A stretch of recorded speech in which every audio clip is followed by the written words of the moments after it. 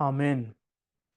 बहुत ही प्यारा ਜ਼ਬੂਰ ਤੇਰੀ ਨਜਾਤ ਦੇ ਸ਼ੌਕ ਦੇ ਵਿੱਚ ਹੁੰਦੀ बेहोश है मेरी जान। यकीनन जब हम उसकी नजात और उसके काम को देखते हैं तो हम इस बात को समझ जाते हैं कि हमारी सालमियत में, हमारी दायमी जिंदगी में, या सादा अल्फाज में इस जिंदगी के बाद अगर हम जन्नत में जा सकते हैं तो इसमें हमारा कोई किरदार नहीं।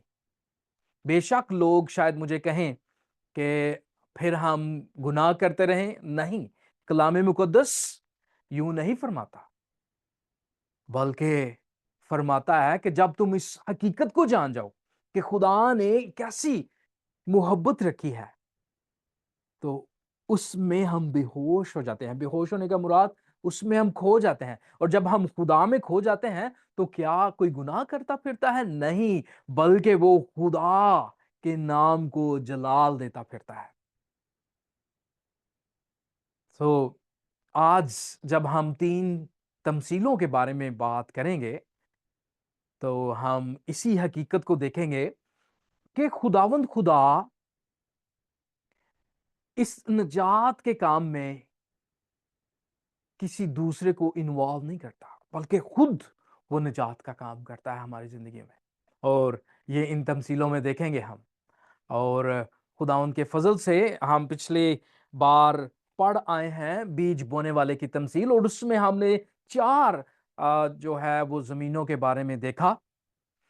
और खुदावंद यीशु मसीह दरअसल वो सिखाना चाहते थे अपने शागिर्दों को कि इस बड़ी भीड़ को देखकर तुम ख्याली पुलाव ना बनाओ कि अब बहुत लोग मेरे हमारे खुदावंद के पीछे हैं। नहीं, मसीह कहते हैं कि सिर्फ एक एक जमीन, एक हिस्सा इसमें से मेरे पास पीछे आएगा। तीन हिस्से मुझे रद्द करेंगे, तीन हिस्से अपनी परेशानियों की वजह से मुझे छोड़ जाएंगे, तीन हिस्से जब वो उनके ऊपर इज्जत आएगी मेरे नाम की वजह से वो मुझे छोड़ जाएंगे। जब उनके हालात खराब होंगे मेरी वजह से तो वो मुझे छोड़ जाएंगे, लेकिन एक हिस्सा सलामत रहेगा। और इसी बात को मसीह जारी रखते हैं और तीन मजीद तमसीलें अपने शागिर्दों को सिखाते हैं। आज हम उनके ऊपर गौर करेंगे और यहां से हम पढ़ेंगे मरकस की इंजील उसके जो है चौथे बाब उसकी 21 से 34 आयत तक पढ़ेंगे। यहां पर आपको तीन हिस्सों में स्लाइड नजर आएंगी। पहला हिस्सा है पैमाना के नीचे चिराग। 21वें आयत में यूं लिखा है, और उसने उनसे कहा, क्या चिराग इसलिए लाते हैं कि पैमाना या पलंग के नीचे रखा जाए? क्या इसलिए नहीं कि चिराग दान पर रखा जाए? क्या इसलिए नहीं कि चिराग दान पर रखा जाए? गौर कीजिएगा, हम इसके ऊपर बात करेंगे। क्योंकि कोई चीज छुपी नहीं मगर इसलिए जाहिर हो जाए। यह भी बड़ी अहम तरीन बात है, इसके ऊपर भी हम गौर करेंगे। और पोशीदा नहीं हुई मगर इसलिए कि ज़हूर में आए।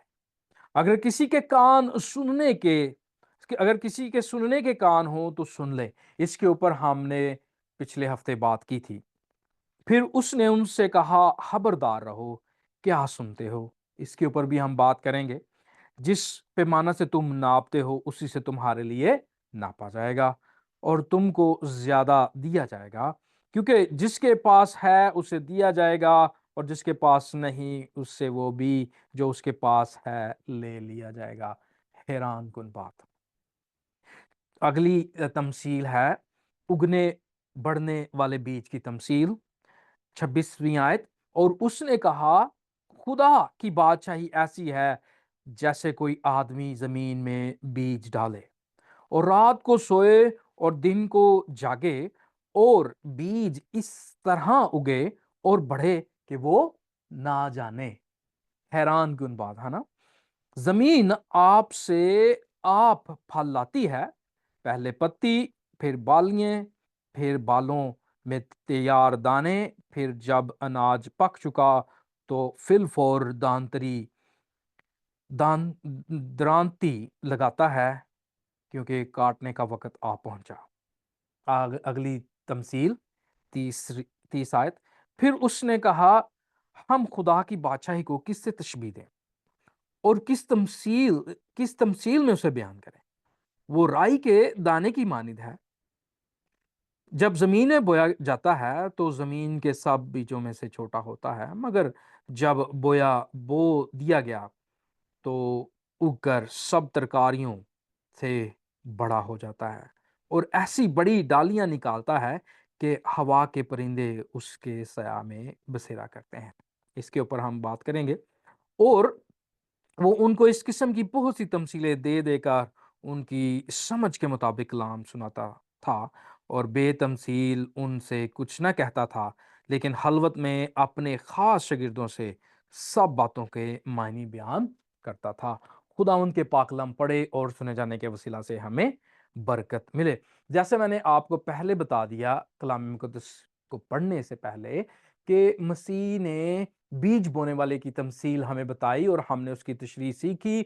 उसमें मसीह ने 4 मुख्तलिफ ज़मीन के हिस्सों के बारे में बताया जहाँ जहाँ पर बीज बोया गया और वहाँ वहाँ क्या हुआ। और हमने हासिल कलाम सीखा था कि ये सब कुछ खुदा की कुदरत से है। उसमें ना तो बीज बोने वाले की कुदरत है और ना ही जमीन की, बल्कि ये खुदा का फजल है कि वो जब बीज बोया जाता है तो वो उगता है। इसी तरह जब हम आज चिराग के बारे में बात सीखेंगे और बात करेंगे तो इसमें भी बड़ी खास बातें आपको सीखने को मिलेंगी।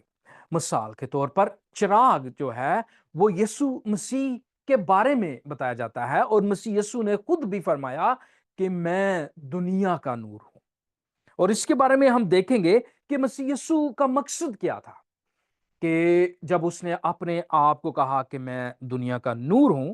तो इसके बारे में पेशन गोइयों पर हम गौर करेंगे कि ये पेशन गोई किस तरह पूरी होती है और इसके बारे में क्या नबियों ने बात की। क्योंकि अंजील मुकद्दस की जब हम तफसीर कर रहे हैं तो हमारा फोकस जो है वो मसीह की तालीम पर है, लेकिन हम ये भी जान रहे हैं कि पुराने अहद नामा में इसकी तशरीह क्या की गई थी, क्या तफसीर की गई थी, क्या नबूवत की गई थी, क्या इसके बारे में नबियों ने बताया था। क्योंकि मसीह कदम कदम पर पुराने अहदनामा से मुराद तुरैत, जबूर, साहिफ अंबिया और मत्ती की इंजील 5वें बाब में मसीह वाज़ेह तौर पर बताए हैं कि मैं नबियों की किताबों को मनसूख नहीं बल्कि पूरा करने आया हूं। ये है बात।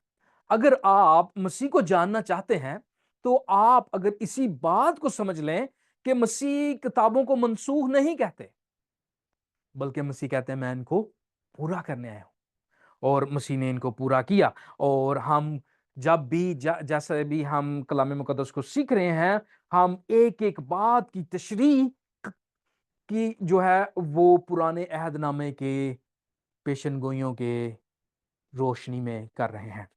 सो यहां पर चिराग मसीह ने अपने आप को कहा, मैंने कहा मसीह ने खुद यूहन्ना की इंजील में कहा कि वो अपने आप को नूर कहता है। लेकिन चिराग दान कौन है? यहां पर चिराग दान वो अपने शागिर्दों को कहता है कि वो चिराग दान है। इससे पहले कि हम चिराग दान की तरफ चलें, हम नूर के बारे में जिस तरह मैंने जोर दिया पेशन गोइयां के बारे में, तो हम यसाया की किताब में से उसके 9वें बाब, 42वें बाब और 49वें बाब में से ये खास बात देखेंगे कि मसीह जब अपने आप को चिराग कहता है, नूर कहता है, तो वो नूर कैसा है? क्या वो नूर महदूद है जिस तरह अक्सर मसीही ईमान के बारे में लोगों का ख्याल है कि मसीह सिर्फ एक कौम के लिए आए थे, या नबियों के मुताबिक मसीह पूरी बनी नौ इंसान के लिए आए थे? तो यहां पर ना सिर्फ मसीह यीशु अपने मुंह से इस बात का इकरार करते हैं बल्कि पेशन गोइयों के मुताबिक वो बनीनो इंसान के लिए नूर हैं। तो आए मेरे साथ यसाया 9 बाब اس کی پہلی اور دوسری آیت پڑھیں گے. یہاں پر لکھا ہے لیکن اندو ہینگن کی تیرگی جاتی رہے گی. اس نے قدیم زمانہ میں زبلون اور نفتالی کے علاقوں کو ذلیل کیا، پر آخری زمانہ میں قوموں کے گلیل میں دریا کی سمت یردن کے پار بزرگی دے گا. جو لوگ تاریکی میں چلتے ہیں انہوں نے بڑی روشنی دیکھی، جو موت کے سایہ کے ملک میں رہتے ہیں ان پر نور چمکا. یہ ہے مسیح کی حقیقت کہ جو موت کے سایہ کی وادی میں رہتے ہیں ان پر بڑا نور چمکا. اور اسی بات کو میں ابتدا میں جب زبور ختم ہوا تو ذکر کر رہا تھا کہ یہ نجات کا کام مردہ لوگوں کے لیے کیا گیا، جو اپنے آپ کو گناہ میں مردہ سمجھتے ہیں، جو موت کے سایہ کی وادی میں ہیں ان پر نور چمکا. جو آلریڈی سمجھتے ہیں کہ ہم ٹھیک ہیں، ہمیں کچھ ضرورت نہیں، تو مسیح نے صاف کہہ دیا اور ہم مرکز کی انجیل میں پڑھ آئے ہیں کہ مسیح کہتے ہیں کہ میں بیماروں کے لیے آیا ہوں نہ کہ تندرستوں کے لیے، میں ناراستوں کے لیے آیا ہوں نہ کہ راست بازوں کے لیے. جو یہ سمجھتے ہیں کہ وہ ان کی راست بازی سے وہ جنت میں چلے جائیں گے تو ویل اینڈ گڈ. ہم نے بار بار اس بات کا ذکر کیا کہ اگر حضرت آدم ایک نافرمانی کی وجہ سے جنت سے نکل سکتے ہیں تو ہم اپنی پوری زندگی نافرمانی میں گزارتے ہیں اور یہ تصور کرتے ہیں کہ ہم اپنے نیک کاموں سے چلے جائیں گے. تو یسایہ نبی اس کے بارے میں بڑے واضح طور پر ہمیں بتا دیتے ہیں کہ ہمارے نیک کام گندگی کی مانند ہے. خدا کے نزدیک ہمارے نیک کام گندگی کی مانند ہے، کیونکہ اس کے اندر لالچ کی بو آتی ہے، کیونکہ اس کے اندر اس کی بو آتی ہے کہ میں ان کو استعمال کروں گا تاکہ میں جنت میں جاؤں. لیکن یہاں پر واضح نبوت ہے، جو موت کے سایہ کے ملک میں رہتے تھے ان پر نور چمکا. یہ نور کیسا ہے؟ یہ 42ویں باب اس کی 6 آیت میں بڑے واضح طور پر لکھا ہے میں خداوند نے. یہاں پر لفظ کیا ہے؟ میں خداوند نے. اور خداوند جو ہے لفظ ہم پڑھ آئے ہیں مرکز اس کے پہلے باب اور اس کی دوسری آیت میں یہ حضرت یحییٰ فرماتے ہیں کہ مسیح یسوع خداوند ہے، جس کا مطلب ہے یہوہ خداوند. تو یہاں پر پھر آپ کو یہوہ خداوند پرانے عہد نامے میں بات کرتے ہوئے کہتا ہے میں خداوند نے تجھے صداقت سے بلایا، میں ہی تیرا ہاتھ پکڑوں گا، تیری حفاظت کروں گا اور لوگوں کے عہد اور قوموں کے نور کے لیے تجھے دوں گا.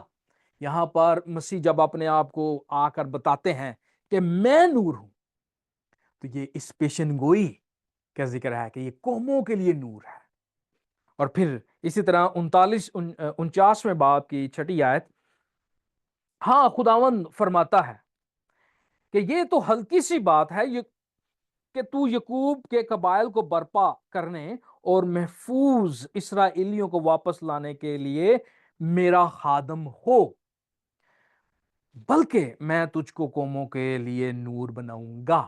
مرکز کی انجیل میں ایک بڑی اہم ترین حقیقت مسیح کے بارے میں ہے کہ وہ خادم ہے، وہ خدمت کرنے آیا ہے، وہ اپنی جان دینے آیا ہے نہ کہ لینے.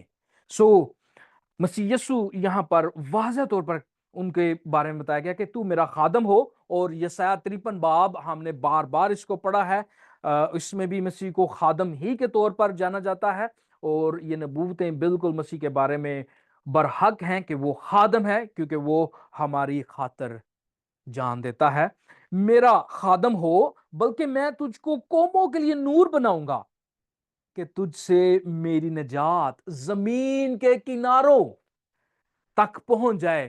یہی بات حضرت داؤد فرما رہے تھے گیت میں کہ تیری نجات دے شوق دے وچ ہوندی ہے بے ہوش میری جان. وہ جانتے ہیں کیونکہ زبور 51 اس کی 5ویں آیت میں حضرت داؤد فرمائے ہیں کہ میں اپنی ماں کے پیٹ ہی سے گناہ کا شکار ہوں. گناہ ہی کی حالت میں اپنی ماں کے پیٹ میں پڑا. وہ جانتے ہیں کہ میرے اندر کوئی ایسی قدرت نہیں، وہ جانتے ہیں میرے اندر کوئی ایسی قدرت نہیں کہ میں نجات پا سکوں، لیکن یہ خدا کی بخشش ہے، خدا کا فضل ہے۔ اور یہاں پر مسیح جب اپنے آپ کو کہتے ہیں کہ میں دنیا کا نور ہوں، میں چراغ ہوں، تو اس کا مطلب یہی ہے کہ وہ اس بات کا اقرار کر رہے ہیں کہ جو یسایہ نبی کی کتاب میں لکھا ہے کہ میں تجھے قوموں کے لیے نور بناؤں گا کہ تجھ سے میری نجات زمین کے کناروں تک پہنچے۔ سو یہ وہ پیشن گوئیاں ہیں جن کے اوپر ہم غور کر رہے ہیں، اور یوحنا کی انجیل اس کے 8ویں باب اور اس کی 12ویں آیت میں مسیح نے واضح طور پر کہاں پر یہ فرمایا، جو لوگ ان نبوتوں کو جانتے تھے، کہاں پر فرمایا، وہ لوگ جو ان نبوتوں کو پڑھتے تھے، کن لوگوں کے درمیان میں کیا، جو لوگ اس کا انتظار کر رہے تھے ان کے درمیان مسیح نے یہ فرمایا۔ یسوع نے پھر ان سے مخاطب ہو کر کہا، دنیا کا نور میں ہوں، جو میری پیروی کرے گا وہ اندھیرے میں نہ چلے گا بلکہ زندگی کا نور پائے گا۔ لیکن دنیا نے کیا اس نور کو قبول کیا؟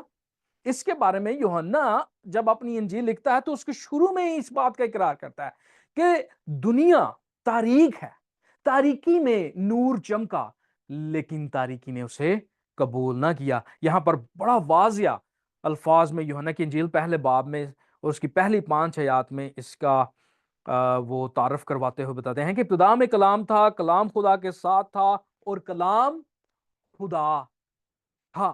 یہی ابتدا میں خدا کے ساتھ تھا، سب چیزیں اس کے وسیلہ سے پیدا ہوئیں، اور جو کچھ پیدا ہوا اس میں سے کوئی چیز بھی اس کے بغیر پیدا نہیں ہوئی۔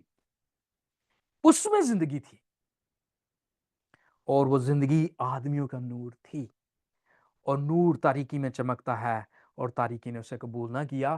یوحنا ہی کی کتاب اس کے 5ویں باب اور اس کی 39ویں اور 40ویں آیت میں مسیح یسوع واضح طور پر ان کو پکڑتے ہیں، ان کو بار کرواتے ہیں جو اس کتاب کو پڑھتے ہیں۔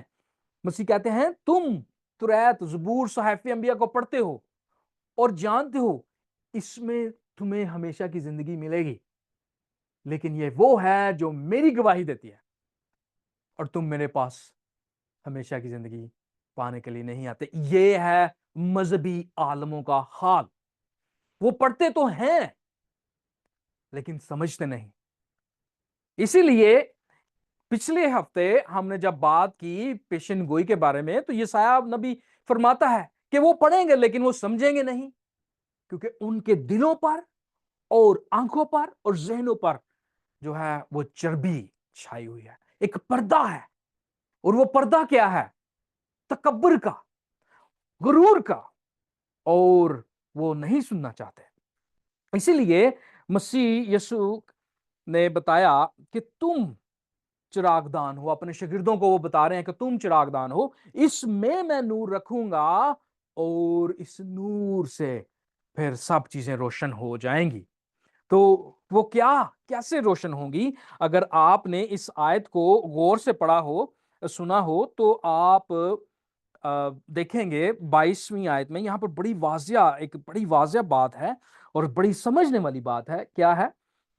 کیونکہ کوئی چیز چھپی نہیں۔ اب آپ ایک کمرہ ہے، اس میں لائٹ نہیں ہے لیکن چیزیں پڑی ہوئی ہیں اس میں، آپ جانتے ہیں، ٹھیک ہے؟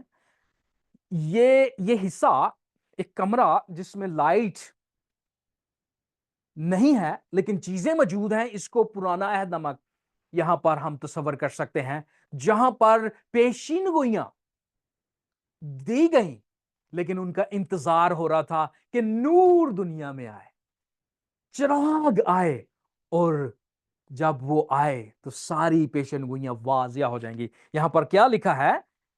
کیونکہ کوئی چیز چھپی نہیں مگر اس لیے کہ ظاہر ہو جائے۔ اس لیے خدا نے پیشن گوئیاں دی تھی ایک وقت کے تک، وہ ان کا وہاں پر رہنا ضرور تھا، لیکن جب مسیح نے آنا تھا تو نور جب ان کے اوپر پڑتا ہے تو وہ چمک اٹھتی ہے، اور اسی کا حال وہ چراغدان کی بدولت کرتا ہے.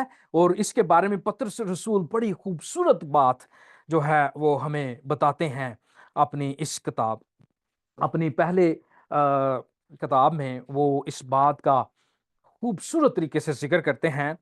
پطرس کا خط اس کا پہلا خط ہے اور اس کا پہلا باب ہے اور اس کی 10 سے 12ویں آیت تک بڑی خوبصورت بات اس بات کو ظاہر کرتی ہے کہ جو چیزیں موجود تھیں ان کے اوپر روشنی نہیں تھی، وہ نظر نہیں آتی تھی، لیکن جب نور آئے گا تو وہ ظاہر ہو جائیں گی. اور اس کو وہ اس طرح بتاتے ہیں، اسی نجات کی بابت ان نبیوں نے، ٹھیک ہے، جو چیزیں رکھی ہوئی تھی کمرے میں، ان نبیوں نے بڑی تلاش اور تحقیق کی جنہوں نے اس فضل کے بارے میں جو تم پر ہونے کو تھا یہ ہم پر ہوا ہے نبوت کی. انہوں نے نبوتیں کی جن کا آج ہم ذکر کر رہے ہیں.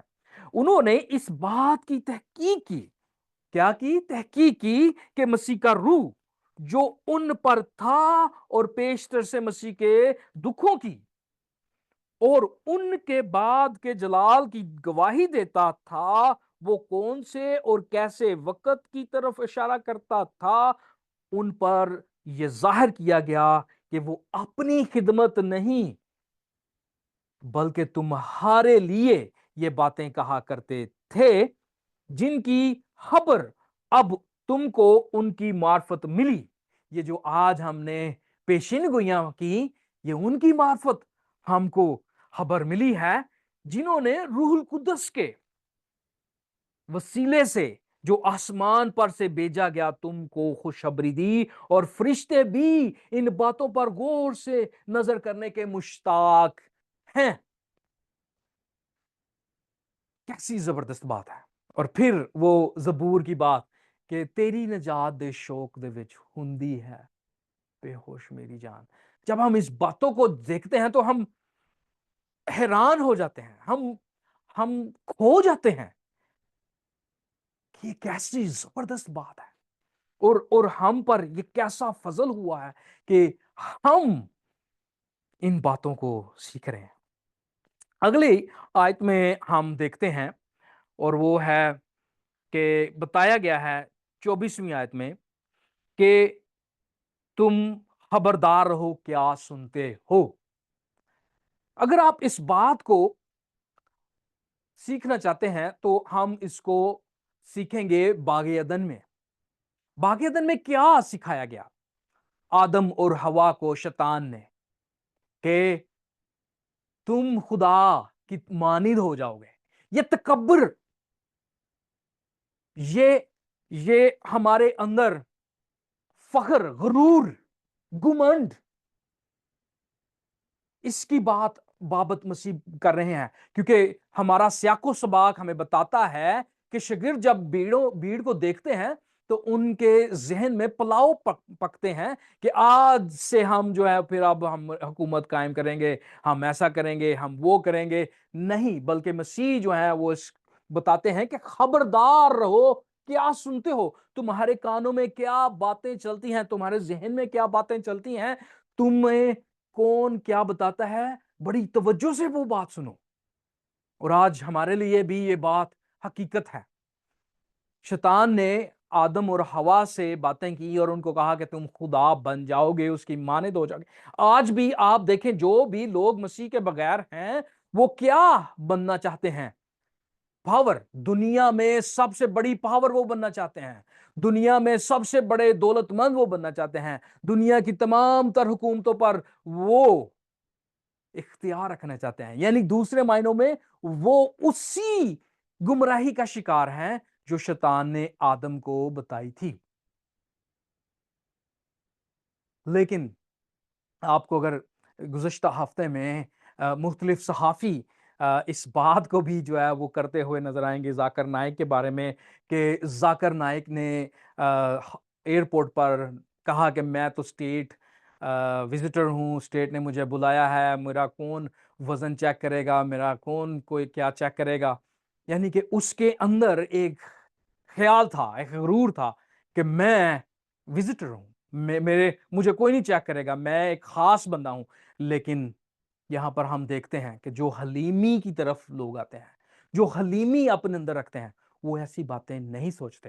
اور یہی بات یسوع مسیح کے ساتھ ہوئی جب وہ بپتسمہ لے کر بیابان میں گیا اور شیطان نے اس کے کان میں باتیں ڈالی کہ تو خدا کا بیٹا ہے، تو یہ کر سکتا ہے، تو وہ کر سکتا ہے. لیکن مسیح نے کیا کہا کہ اے شیطان دور ہو. اسی طرح مسیح یسوع اپنی تعلیم دینے وقت متی کی انجیل مشہور ترین واز، اور یہ اگر کوئی مسیحی مسیح کی شریعت کو جاننا چاہتا ہے تو وہ متی 5، 6، 7 پڑھے. یہ تینوں ابواب مسیح کی شریعت کو بڑے واضح طور پر بیان کرتے ہیں. اور یہاں پر 5ویں باب اور اس کی 5 سے 8ویں آیت میں ہمیں بڑی خوبصورت بات نظر آتی ہے حلیمی کے بارے میں، سننے کے بارے میں، اس خدا پر ایمان لانے کے بارے میں. کیا ہے؟ مبارک ہیں وہ جو حلیم ہیں کیونکہ زمین کے وارث ہوں گے. مبارک ہیں وہ جو راست بازی کے بھوکے اور پیاسے ہیں کیونکہ آسودہ ہوں گے. مبارک ہیں وہ جو رحم دل ہیں کیونکہ ان پر رحم کیا جائے گا. مبارک ہیں وہ جو پاک ہیں کیونکہ وہ خدا کو دیکھیں گے. یہ ہے مبارک بادیاں.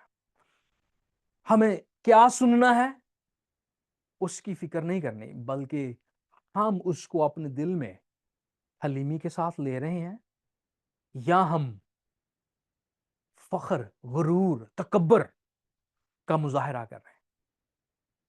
اسی لیے تو حضرت داؤد فرماتے ہیں کہ تیری نجات دے شوق دے وچ ہوندی ہے بے ہوش میری جان. یعنی کہ وہ سمجھتا ہے کہ میں کچھ بھی نہیں، لیکن میرے ساتھ کیا ہوا، میں اس وجہ سے اپنی ہوش کھو بیٹھا ہوں. لیکن یعنی کہ میرے پاس کچھ نہیں ہے میں بیان کر سکوں کہ میری اس وجہ سے مجھے نجات ملی.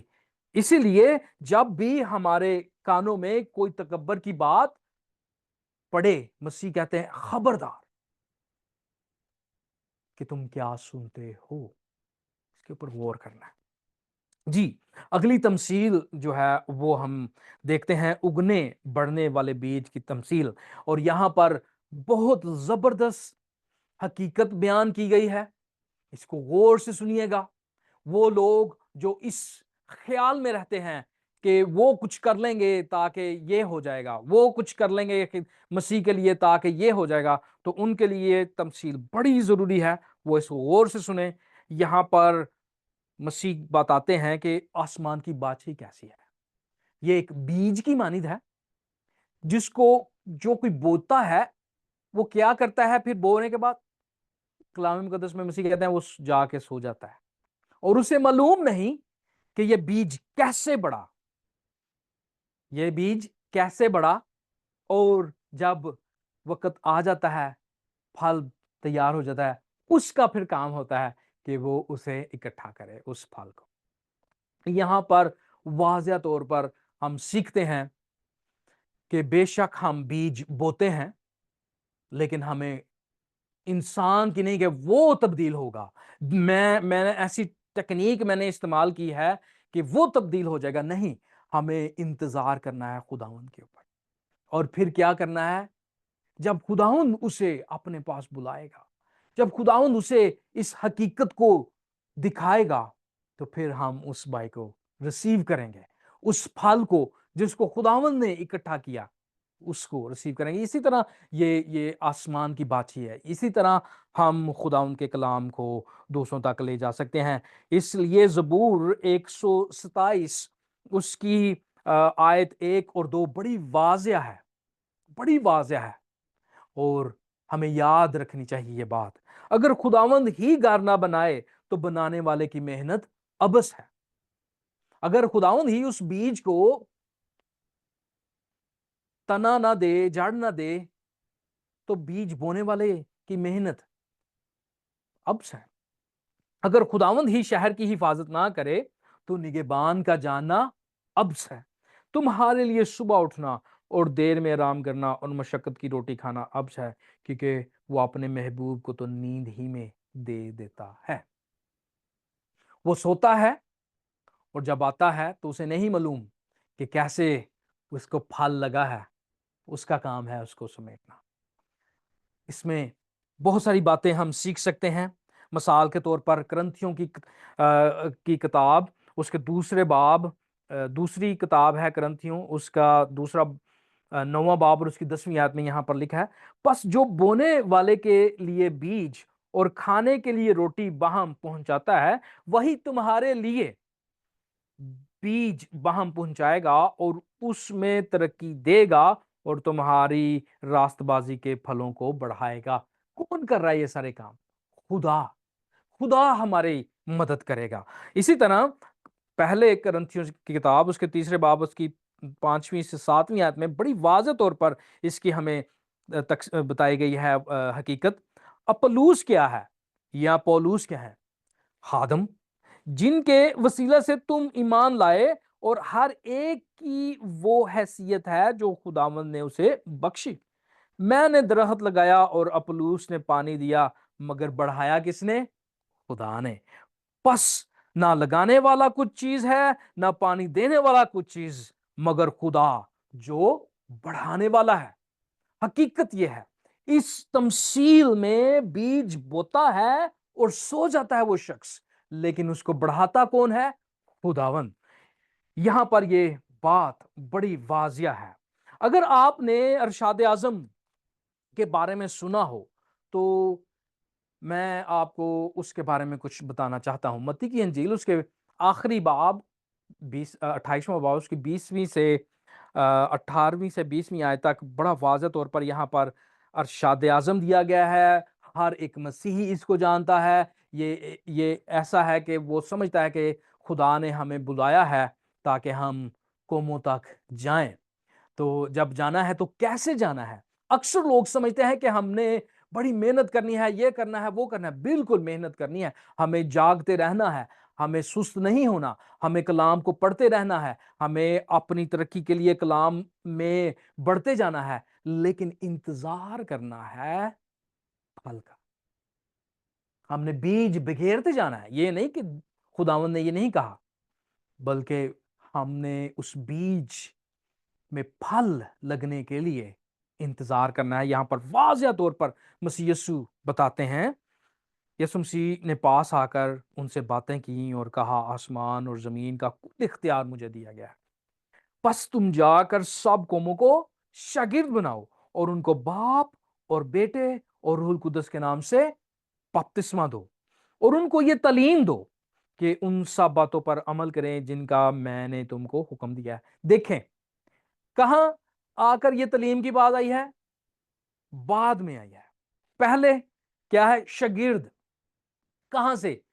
ہم نے جانا ہے اور ڈھونڈنا ہے اور بیج بکھیرنا ہے، اور جب کوئی آئے گا اس کو ہم نے شاگرد بنانا ہے۔ ہم نے یہ نہیں کہنا کہ میرے پاس یہ اسٹریٹجی ہے، نہیں، بلکہ یہ خدا کی قدرت سے بیج میں جان آئے گی، نہ کہ ہماری حکمت سے، ہماری ڈگریوں سے، ہم یہ ہیں، ہم وہ ہیں، اس لیے نہیں۔ نہیں، یہاں پر بیج میں جان خداوند ڈالتا ہے۔ یہاں پر میں نے اس کچھ سوال لکھے تھے۔ ارشاد اعظم میں ہم کیا سیکھتے ہیں؟ کیا ہم کو تبلیغ کے لیے کہا گیا ہے؟ کیا ہم کو کہا گیا ہے کہ جس لوگوں نے ایمان لایا ان کے ساتھ جنگ، جو لوگ ایمان نہیں لائیں گے ان کے ساتھ ہمیں جنگ کرنی ہے تاکہ وہ مسیح کو قبول کریں؟ کیا ہم کو کہا گیا ہے کہ ایسے طریقے ڈھونڈو جس کے وسیلہ سے تم لوگوں کو مسیحیت میں لا سکو؟ نہیں، نہیں، بلکہ ہمیں خداوند پر انتظار کرنا ہے، اس نے یہ سب کچھ کرنا ہے۔ ہم نے کیا کرنا ہے؟ ہم نے وفاداری کے ساتھ بیج بونا ہے اور انتظار کرنا ہے۔ نہیں، بلکہ ہم کو بلایا گیا کہ ہم ساری دنیا کے اقوام میں جائیں، اور جن کو خدا نے تیار کیا ہے وہ آپ خود مل جائیں گے۔ ہم نے ان کو شاگرد بنانا ہے، لیکن ایک کام یاد رکھنا ہے، ہر وقت ہمیں تیار رہنا ہے۔ اگر آپ تیار نہیں ہوں گے، خدا پاک ان لوگوں کو ان کے پاس بھیج دے گا جو تیار ہوں گے۔ یہ حقیقت ہے، یہ حقیقت ہے اس تمثیل کی۔ آئے ہم اگلی تمثیل پر چلیں گے، رائی کے دانے کی تمثیل بڑی اہم اور بڑی واضح اور جامعہ، اور یہ ان دونوں تمثیلوں کا نچوڑ ہے۔ پہلی تمثیل میں ہم نے کیا سیکھا؟ کہ خداوند یسوع مسیح نور ہے اور وہ قوموں کے لیے نجات ہے، اور یہاں پر پھر دوسری تمثیل میں ہم نے سیکھا کہ مسیح یسوع ہمیں استعمال کرتا ہے بیج بونے کے لیے، اور خود وہ زندگیوں کو تبدیل کرتا ہے۔ کوئی بھی اس قابل نہیں کہ کسی کو تبدیل کر سکے، صرف خدا کی ذات ہے۔ اور اس رائی کے دانے کی تمثیل میں ہم بڑی خوبصورت باتیں سیکھیں گے۔ میں اس کو پڑھتا ہوں۔ پھر اس نے کہا، ہم خدا کی بادشاہی کو کس سے تشبیہ دیں؟ پھر دوبارہ مسیح یسوع یہ جملہ پڑھتے ہیں کہ خدا کی بادشاہی کو کس سے تشبیہ دیں، کسی تمثیل میں اسے بیان کریں۔ 31ویں آیت، وہ رائی کے دانے کی مانند ہے جو زمین میں بویا جاتا ہے، تو زمین کے بھی سب بیجوں سے چھوٹا ہے۔ یہاں پر بات کیا ہے؟ یہاں پر بات ہمیں حقیقت ملتی ہے کہ چھوٹا بیج اس بات کو ظاہر کرتا ہے کہ ہمیں حلیمی کے ساتھ، فروختنی کے ساتھ خداوند کے بیج کو بونا ہے۔ اور یہاں پر ہم اس بات کو بھی دیکھ سکتے ہیں کہ یہاں پر جب حلیمی کی بات آتی ہے، فروتنی کی بات آتی ہے، تو کون یہاں پر فروتن ہوا ہے؟ مسیح یسوع۔ مرکز کی انجیل میں مسیح یسوع خادم کے طور پر آئے ہیں، اور وہ یہ بتاتے ہیں کہ میں خدمت لینے نہیں بلکہ خدمت کرنے آیا ہوں، اور اپنی جان بتھیروں کے لیے دینے آیا ہوں۔ یہاں پر یہ بیج، چھوٹا بیج، اسی کو ظاہر کرتا ہے۔ کس طرح ظاہر کرتا ہے آگے آپ دیکھ لیں گے، اور اس کی پیشن گوئی بھی میں آپ کے سامنے پیش کروں گا، اور آپ کو واضح نظر آ جائے گا کہ یہاں پر یہ مسیح کو ظاہر کرتا ہے۔ 32ویں آیت میں لکھا ہے، مگر جب بو دیا گیا تو اگकर سب ترکاریوں سے بڑا ہو جاتا ہے، پہلی بات، اور ایسی بڑی ڈالیاں نکالتا ہے کہ ہوا کے پرندے اس کے سایہ میں بسیرا کرتے ہیں۔ یہ ہوا کے پرندے کون ہیں؟ اس کی بھی تشریح جو ہے وہ ہم نبوت میں، پیشن گوئی میں، نبی کی پیشن گوئی میں دیکھیں گے کہ وہ اس میں کیا کہائے ہیں، کہ بتاتے ہیں ہم کو۔ 33ویں آیت، اور وہ ان کو اس قسم کی بہت سی تمثیلیں دے دے کر ان کی سمجھ کے مطابق کلام سناتا تھا، اور بے تمثیل ان سے کچھ نہیں کہتا تھا، لیکن خلوت میں اپنے خاص شاگردوں سے سب باتوں کے معنی بیان کرتا تھا۔ اب آئے ہم اس رائی کے دانے کے بارے میں تشریح دیکھتے ہیں۔ ہزکیل کی کتاب اور اس کے 17ویں چیپٹر اور اس کی 22 اور 24ویں آیت میں آپ کو ہو بہو یہ تمثیل یہاں پر ملے گی، اور تشریح بھی نبوت کے وسیلہ سے ہمیں ملے گی۔ یہاں پر لکھا ہے، خداوند خدا فرماتا ہے۔ کون فرماتا ہے؟ خداوند خدا۔ کیا فرما رہا ہے؟ میں بھی دیودار کی بلند چوٹی لوں گا اور اسے لگاؤں گا، پھر اس کی نرم شاخوں میں سے ایک کومپل کو کاٹ لوں گا اور اسے اونچے اور بلند پہاڑ پر لگاؤں گا۔ میں اسرائیل کے اونچے پہاڑوں پر لگاؤں گا اور وہ شاہیں نکالے گا۔ کون نکالے گا؟ وہ شاہیں نکالے گا، ایک شخص نکالے گا، زیادہ نہیں، وہ شاہیں نکالے گا۔ مسیح کو یہاں پر میں آپ کو ایک اور حوالے کی طرف، ایک اور پیشن گوئی کی طرف اشارہ کروا رہا ہوں۔ مسیح کو یسی کی کومپل بھی کہا گیا ہے، اور یہاں پر یسایا نبی کی کتاب میں وہ بات ہے، لیکن یہاں ہم حزقیل کی کتاب میں بتا رہے ہیں کہ وہ شاہیں نکالے گا۔ یہاں پر سیگا واحد ہے۔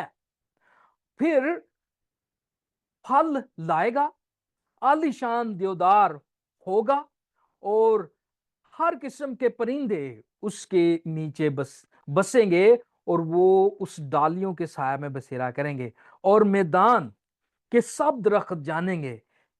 کیا؟ میدان کے سب درخت جانیں گے، ساری قومیں جانیں گی کہ میں خداوند نے بڑے درخت کو پست کیا اور چھوٹے درخت کو بلند کیا، اور ہرے درخت کو سکھا دیا اور سوکھے درخت کو ہرا کیا، میں خداوند نے فرمایا اور کر دکھایا۔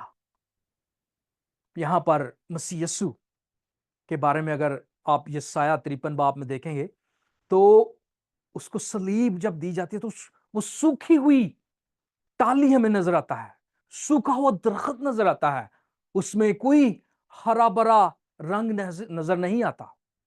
لیکن جب وہ سلیب پر جاتا ہے اور وہ بیج زمین میں 3 دن 3 رات رہتا ہے، اور جب وہ نکلتا ہے تو وہ ہرا بھرا درخت، سب سے اونچا اور بڑا درخت بنتا ہے، اور قومیں اس کے نور سے نجات پاتی ہیں۔ یہ ہے حقیقت ان تمام تر تمثیلوں کی۔ ہم کیا سیکھتے ہیں؟ یسوع مسیح بنی نوع انسان کے لیے نور ہے۔ اس نور کو پھیلانے کے لیے خدا کو کسی کی ضرورت نہیں، لیکن خدا ہم کو اس لیے استعمال کرتا ہے تاکہ ہم اس نور سے پیدا ہونے والے پھل کو حاصل کر سکیں، ہم بٹیر سکیں اور اس کی نگہداشت کر سکیں، جس کا ذکر ہم آیت 29 میں کر رہے ہیں۔ اس کے ساتھ خدا کی بادشاہی چاہے ایک چھوٹے بیج کی مانند ہو، لیکن خدا اس کو ایک بہت بڑا درخت بناتا ہے، یعنی یہ بادشاہی اتنی بڑی ہو جائے گی کہ اس میں تمام دنیا کے اقوام آ کر سکونت کریں گے۔ اور میں جب یہ لکھ رہا تھا تو یہاں پر مجھے ایک حوالہ یاد آیا، اور وہ میں آپ کو پڑھ کے اس خطبے کو اختتام کروں گا۔ جیسا لکھا ہے مکاشفہ 5 باب اس کی 9ویں آیت سے 14ویں آیت تک، اور یہ نیا گیت گانے لگے، تو ہی اس کتاب کو لینے اور اس کی مہریں کھولنے کے لائق ہے، کیونکہ تو نے ذبح ہو کر اپنے خون سے ہر ایک قبیلے، اہل زبان اور امت اور قوم میں سے خدا کے واسطے لوگوں کو خرید لیا، اور ان کو ہمارے خداوند کے لیے ایک بادشاہی اور کاہن بنا دیا، اور وہ زمین پر بادشاہی کرتے ہیں۔ اور جب میں نے نگاہ کی تو اس تخت اور ان جانداروں اور بزرگوں کے گردا گرد بہت سے فرشتوں کی آواز سنی، جن کا شمار لاکھوں اور کروڑوں تھا، اور وہ بلند آواز سے کہتے تھے، مسیح کی تعریف کرتے ہوئے کہتے ہیں، ذبح کیا ہوا برا ہی، صلیب پر ذبح کیا ہوا برا، جس کے بارے میں حضرت یحییٰ کہتے ہیں کہ دیکھو خدا کا برا دنیا کے گناہ اٹھا لی جاتا ہے۔ یہ وہ بیج ہے جو بویا گیا، اور جب وہ نکلا تو بہت بڑا تناور درخت بنا، جس کے سائے میں قومیں آ کر سکونت پاتی ہیں۔ یہ وہ ذبح کیا ہوا بیج ہے، یہ وہ ذبح کیا ہوا برا ہے۔ لکھا ہے ذبح کیا ہوا برا ہی قدرت اور دولت اور حکمت اور طاقت اور عزت اور تمجید اور حمد کے لائق ہے۔ پھر میں نے آسمان اور زمین کے نیچے اور سمندر کی سب مخلوقات کو، یعنی سب چیزوں کو جو ان میں ہیں، یہ کہتے ہوئے سنا کہ جو تخت پر بیٹھا ہے اس کی اور برا کی حمد اور عزت اور تمجید ابدالآباد ہوتی رہے۔ اور چاروں جانداروں نے آمین کہا، اور بزرگوں نے گر کر سجدہ کیا۔ آئے ہم بھی اس خادم کے پاس آئیں جس کی نجات کے بارے میں حضرت داؤد سوچتے ہیں تو انہیں ہوش نہیں رہتا کہ میں بچا تو بچا کیسے، یہ فضل ہوا تو ہوا کیسے۔ یقیناً یہ سب کچھ خدا کر سکتا ہے۔ مسیح یسوع نے واضح کہا کہ جو انسان سے ناممکن ہے وہ خدا سے ممکن ہے۔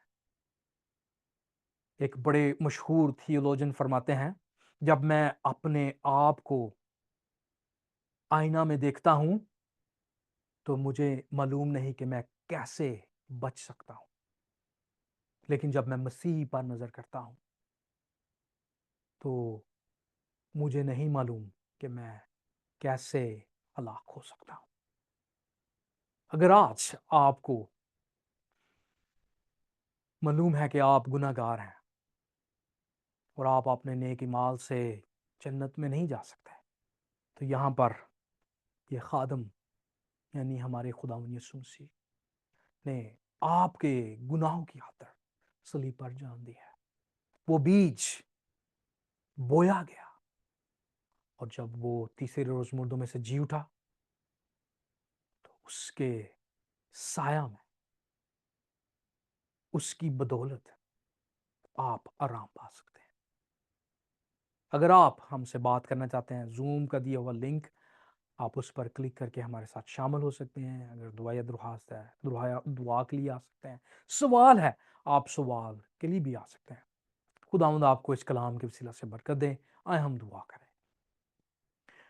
خداوند پیارے آسمانی باپ، ہم تیرا شکر کرتے ہیں اس قدرت کے لیے، اس رحم کے لیے جو تو ہمیں بتاتا ہے کہ ہم گناہ میں مردہ تھے، اور تو نے اپنے نہایت فضل اور محبت کی دولت سے ہمیں زندہ کیا، اور یہ ہمارے کاموں کے وسیلہ سے نہیں بلکہ تیرا فضل ہے، تاکہ کوئی فخر نہ کرے کہ میں نے خداوند کو یہ نیکیاں دیں اور میں نے نجات پائی۔ نہیں، یہ تیرا فضل ہے، نہ کہ ہمارے نیک کام۔